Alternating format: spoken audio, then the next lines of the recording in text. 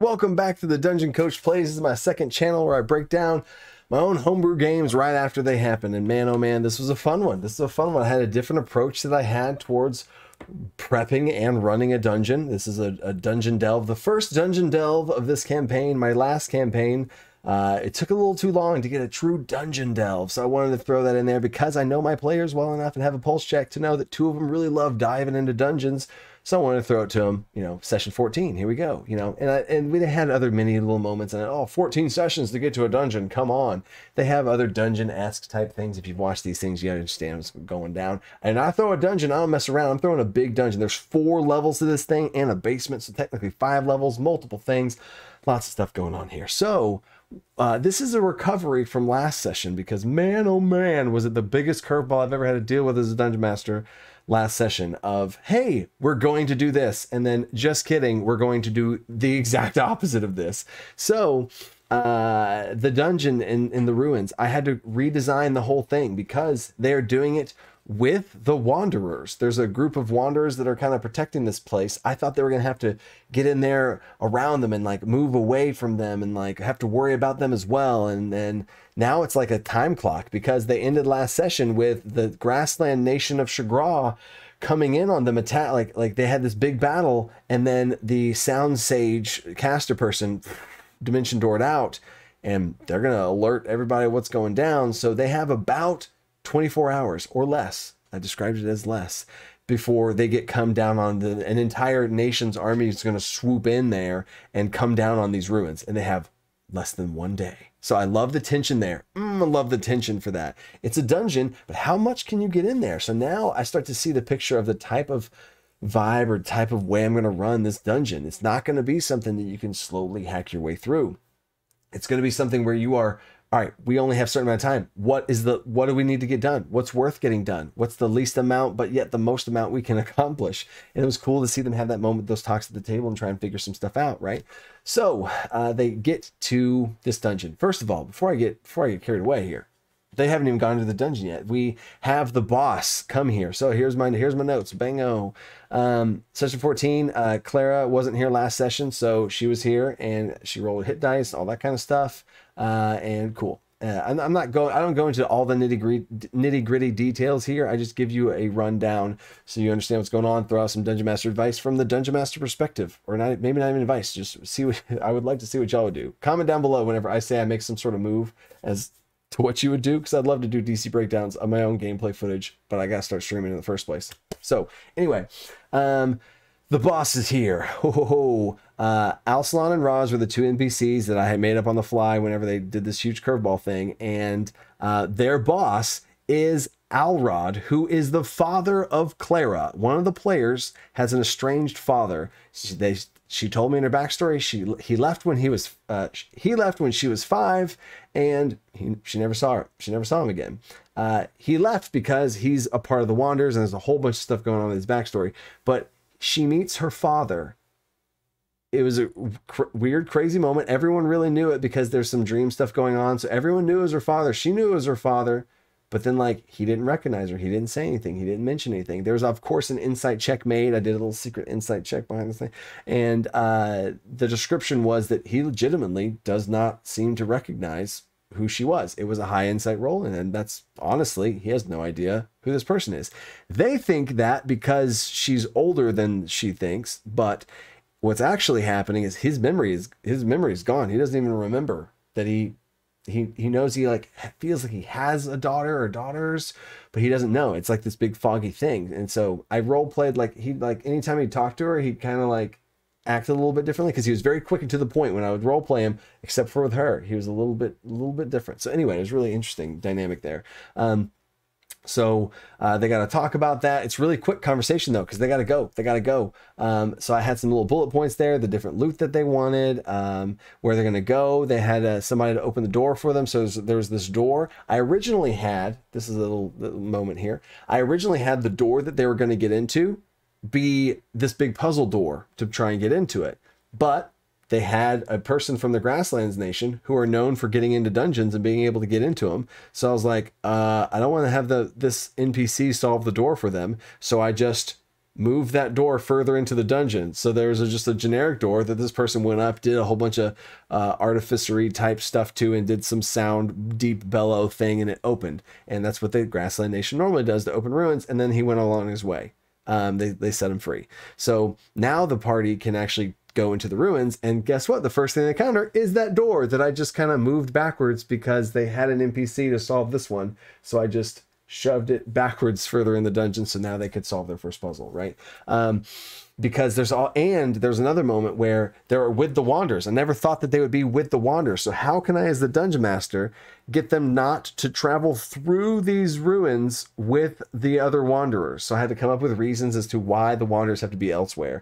The Wanderers already had to leave, and most of their troops have left the ruins, so they don't have many people to work with now. There's other entrances that they're going to send the other Wanderers to go enter in that way. I kept coming up with reasons to send them out, and Alrod, Clara's father, he had some pressing things that he had to go do. So I covered my butt as far as that goes with reasons why that they can't have more NPCs than they already have. It's already my 4 players and basically 2 of their girlfriends that are along for the ride with them, who are very strong, capable fighters as well. So they strategically and emotionally chose them to be in this little party of 6 now that they have. So I already don't want to have any more. If I didn't have that, if it was just the 4 players and I didn't have 2 more NPCs along with them, I probably would have had one of the Wanderers go with them. I think that'd be cool. But once I'm already here and I have 2 NPCs already, too many NPCs. Nope. You know what I'm saying? And those are all decisions on the fly based on like the feel and where the group's currently at, right? So they make a plan of where people are going to go, and they go into the dungeon, and they go into the ruins, right?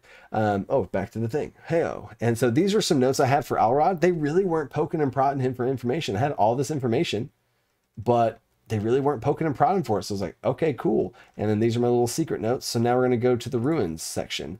Ba-da-ba. And now we're in the ruins. And this was like some intro stuff to make sure I tell them before they go into the ruins, as far as NPCs relaying information to them. And then boom, here we go. How I laid out these ruins is different than I've ever done before as a dungeon master. When I made it, here's how I made it. When they get inside the ruins, this is Notion, by the way. If the main channel gets to 50,000 subscribers, Notion can try and start sponsoring us here, and we can get some little stuff going. I might be able to get y'all some deals in Notion. Notion's free, you can use it, but just throwing that out there. So eventually, the entrance and all these things, all these purple lines are things and the little checkpoints of like where I know is going to have to happen. If they're going to go to the ruins, they got to enter into it in one of these 3 ways. So these are the 3 entrances to the ruins. And then once they get inside the ruins, okay, there's this curse that happens to them. And then once they're inside, I'll go through this in a second. There's a welcome statue that you can't avoid. It's like the very first thing whenever you enter in there. And I put this welcome statue in front of whichever door they went into, right? So if whichever of the 3 entrances they went into, there'd be this welcome statue in front of that door, just wherever it's at, right? And then once it's there, it's not in the other places. So there you go. And now that's like a sneaky DM trick, but I need this there to be able to give them the information they need, because if I set them loose in this massive dungeon with no way of knowing anything, they're not going to be able to make creative, like purposeful choices, right? Sometimes I like to have them explore, but that's not the vibe I'm going for. This is a great, oh my God, this is a great point. If there wasn't a time crunch, I would probably not tell them where things are. And I probably wouldn't give them this welcome statue of information, right? I'd be like, all right, good luck. You're in the ruins.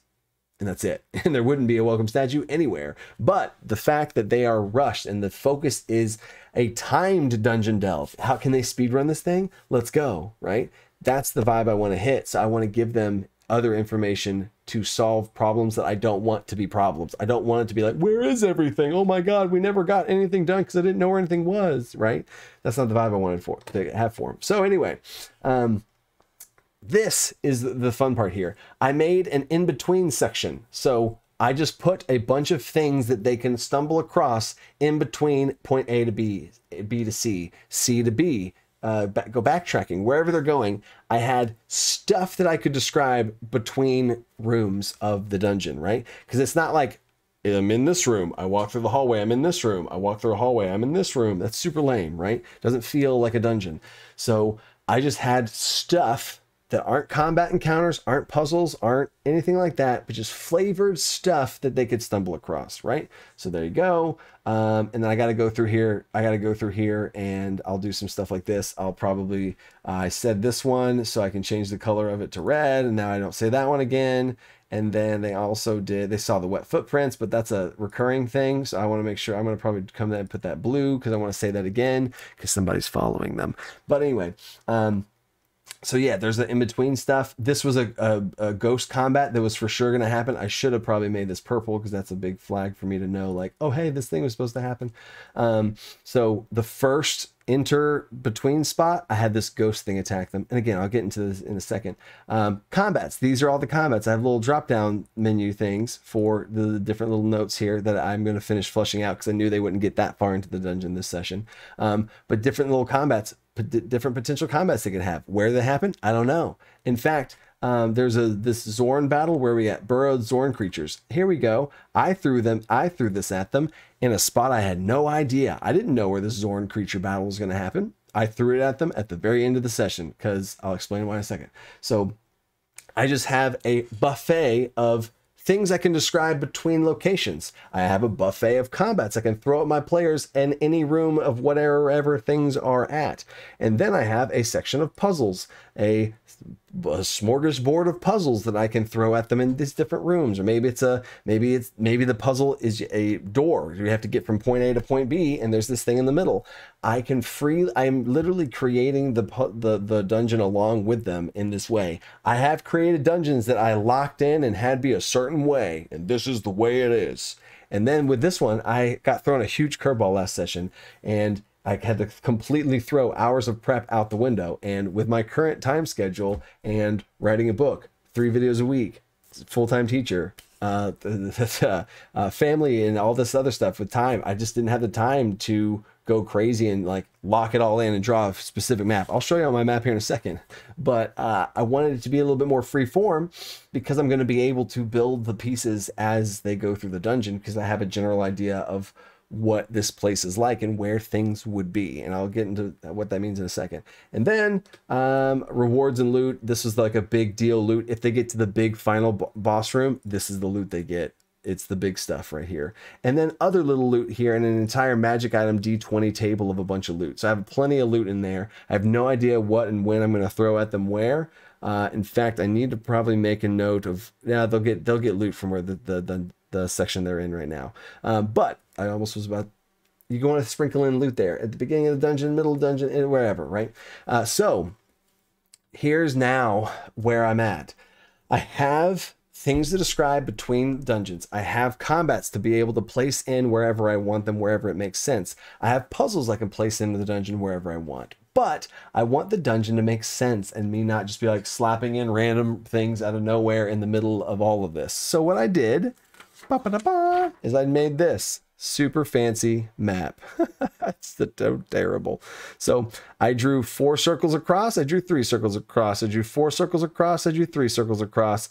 And then I just started placing things in here that make sense for what need to be there. There's certain story beats that are very important. The golem that's protecting the city. I mean, if you're familiar with the lore, there's a whole video I have on the lore of my world. It's one of the main videos down in the description, all that kind of stuff. But it's the backstory of the world. And part of the backstory of the world is there's these warforged that each of the 10 nations has a warforged that protects their nation and it can be activated to protect the nation.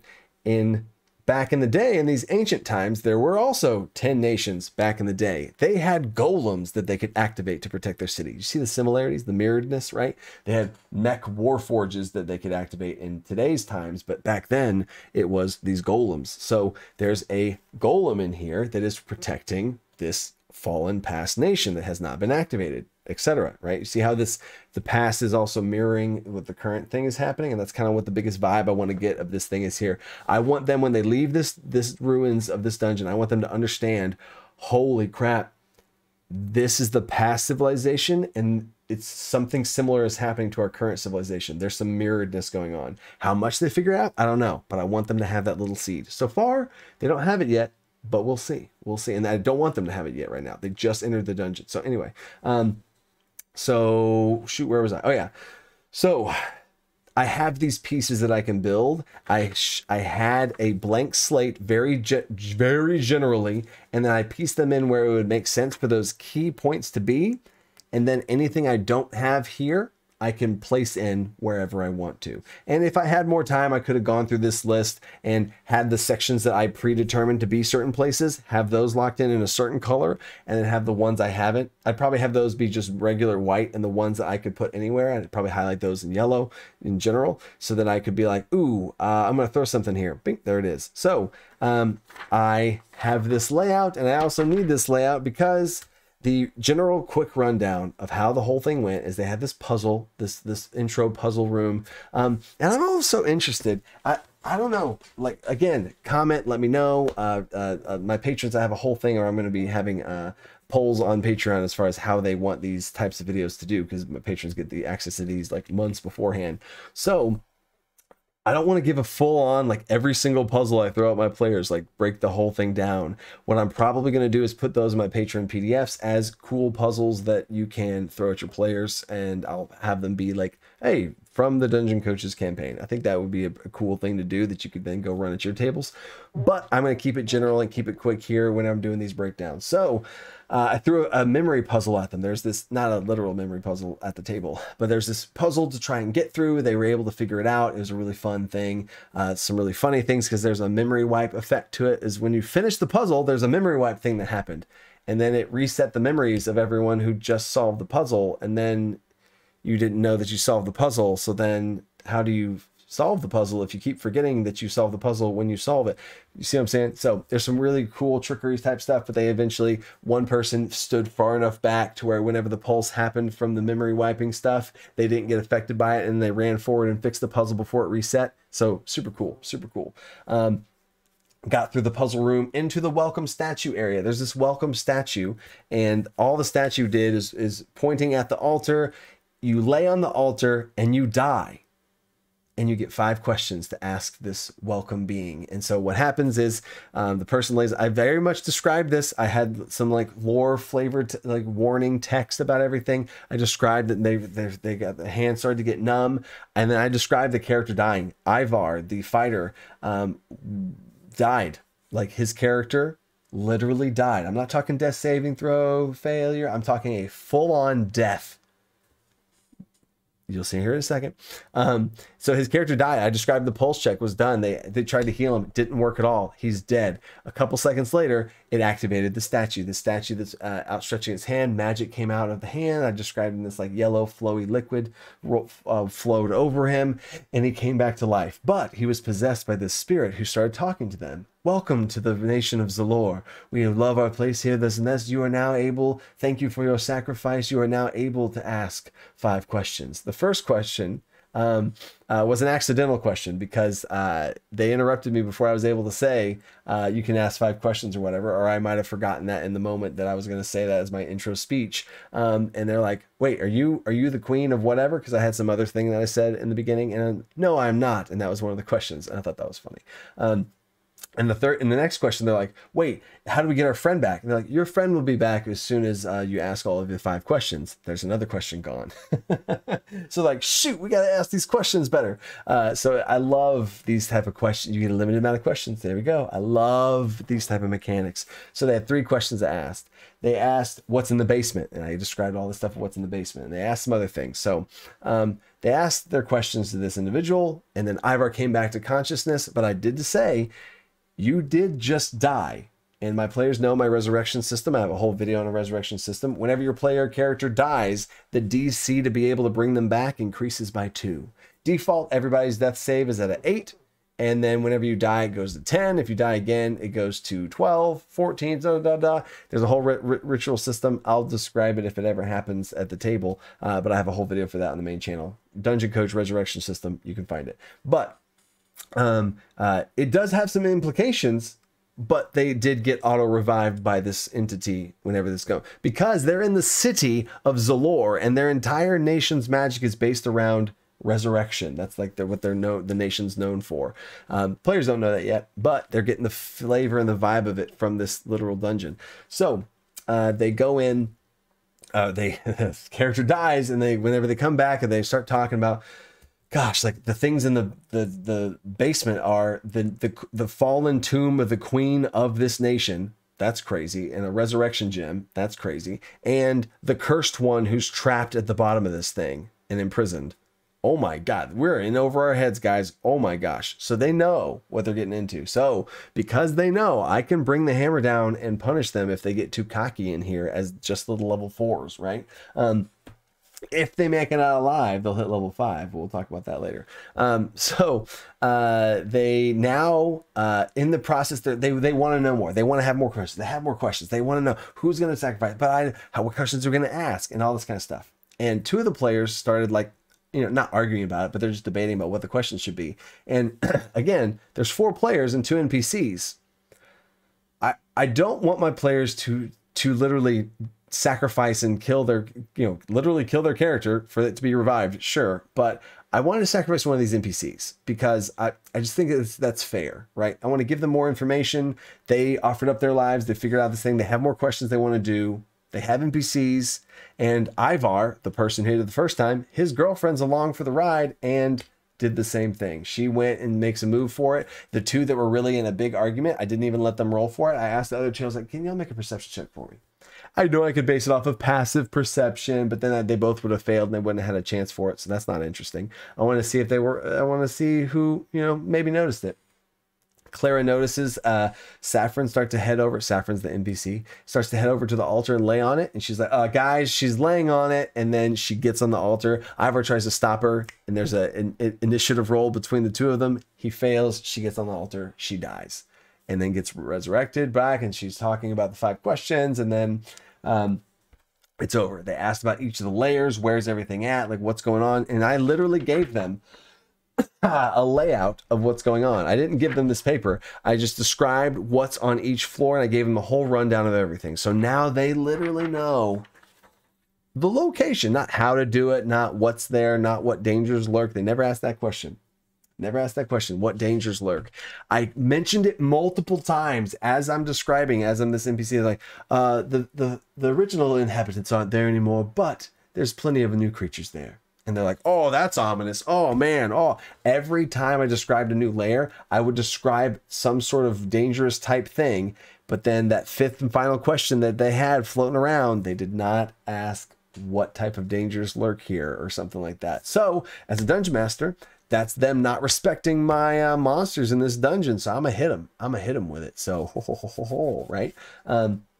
And it gives me the freedom and a wide openness to hit them with whatever because they have no idea what's coming, right? I'm not inside the box. Once I say it, I can do whatever I want now. So they asked all these questions. This is a lot of time, right? This is a lot. They're delving. This is the exploration pillar, the role play pillar, talking about all this kind of stuff. And then I wanted to throw a little bit of combat at them. So they travel down the hallway and I attack them with a ghost. I throw a ghost at them as a pre-fight to another ghost fight that is possibly coming in the future if they go that way. But this ghost comes up and it starts to try and talk to them. They don't really respond to it because it's a ghost and they're scared and whatever. It's like, betray. And it's just like saying words and stuff. But I didn't want to start talking too much. I didn't want to ask them literal questions. But one of the things with these ghosts is if you start talking to them, they respond back and they back off. And you can literally talk them off the ledge and you can completely avoid the fight purely through talking and telling them that you're not the betrayer. We aren't that, because it thinks that they are the ones who it's this whole theme of the campaign stuff. So if you talk to the ghost and try and say that you're not a betrayer or something that de-escalates, the ghost instantly goes along with it and you can, go do this whole thing with it. But they immediately start fighting it and they start fighting the ghost and they realize that, oh my gosh, like none of our weapons work. The sword swings through, it doesn't work. Oh, but it's a magic sword. Yeah, bullshit. I don't care about, it's a magic item. No, it's a sword and you swing it straight through the ghost. Nope. You'd have to have a sword that's specifically designed to fight ghosts or something like that. A magic weapon does not. No, anyway, I could do a whole rant on that and I haven't yet on the main channel, but I will soon. Anyway, they realize that none of their mundane stuff works. Their normal attacks, their punches, their weapons don't work on this thing. They have to come up with something else. So they figured out ways to get fire and elements and poison and other types of things to try and attack this ghost with some sort of They ignite the poison, like a poison spray, and they ignite it on fire. So there's some really cool stuff that they did to hack down this ghost, killed the ghost, it died. Well, you know, whatever. So then I gave him a little taste of combat because I knew they weren't going to have a full combat, because I knew this session wasn't going to be a big, huge, there wasn't time for combat, because I knew that it was going to be a lot of delving, and there wasn't going to be time for delving and a full combat to be able to, you know, within our 3-hour window that we have. So I wanted to give them a little taste of combat. They did a little bit of stuff. There's about 3 rounds of stuff. And then I didn't have a map for it. I didn't even roll initiative for it. I just said, it goes, then you guys are going to go. What are you guys doing? Right? What's the point of rolling for initiative in that way? Let people just do their thing, right? It would be wasted time otherwise. So they kill the ghost, move on through, and I literally told them where everything's at, and they just have to eventually, you know, navigate their way through there. They don't have a literal map of the place, but they know what's on each layer of the dungeon. So they found the memory fountain. They get to the memory fountain, and they have some interesting stuff to figure out. And for the people that are aware of their backstories, Q was the first person, the wild magic barbarian, who's warforged, all full metal person. He dumps his head in the water and remembers back to his first memory, which was the first memory he already had, which is when he was activated in the swamp. No new memories, which was a curveball. It was more of a curveball than I thought that they realized. I think he thought he had amnesia. Like, the player actually thought his character had amnesia, when no, you got activated and you started existence right then. So your first memory really is your first memory from when you were activated. Big thing that he realized from that. That was cool. Clara, the artificer, drank the water, and no new memories. Everything was pretty normal. So she was fine. So that was interesting. And then Darius, the person who actually does have full-blown amnesia up to the point where he was like 18 years old. So the first 18 years of his life is a blur. He drank from the fountain, and I gave him 3 nuggets of his little backstory, little backstory progression, from when he starts off as a kid. Now he's up to about age 12 or so, or 11, and he's figuring out some stuff. And I gave him 3 little nuggets there as he's drinking from the water. So that was interesting for him to start to piece some stuff together there. And then they took some vials to be able to take on to the road. But I didn't want this fountain to be too potent, so I had to come up with a mechanic for, once you use the magic, it weakens itself for you for the time being, and it becomes watered down.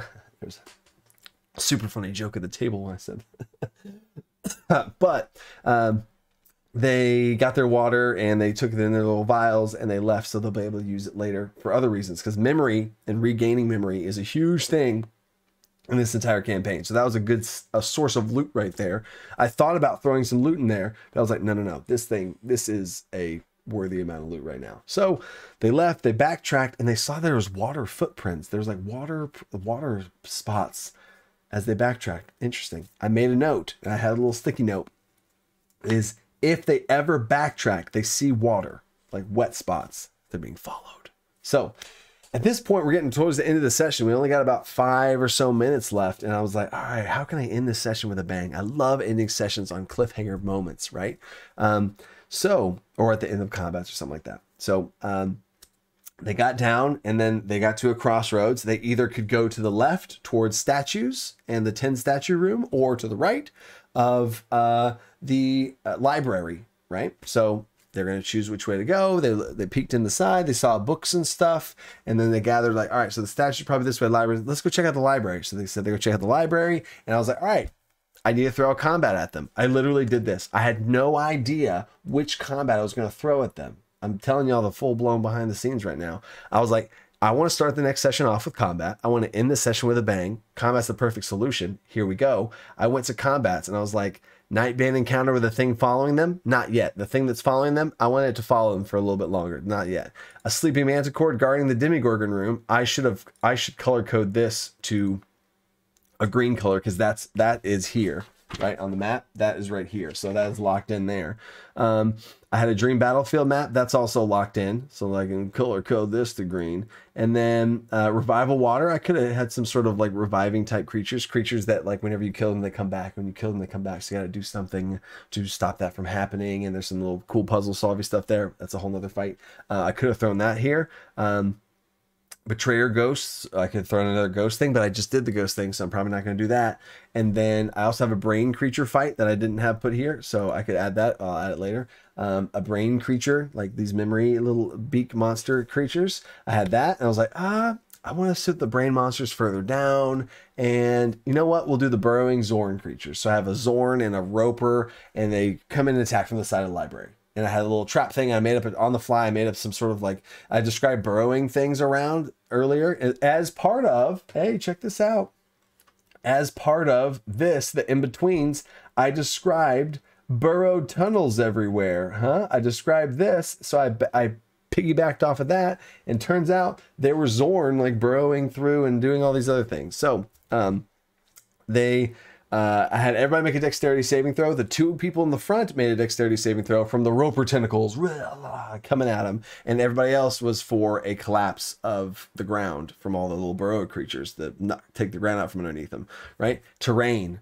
So they almost all of them failed except for two. One of them got away from the ropes, the Roper tentacle, and the other one jumped up to grab onto a Roper tentacle to save the artificer that failed to save, and she's all grappled up now.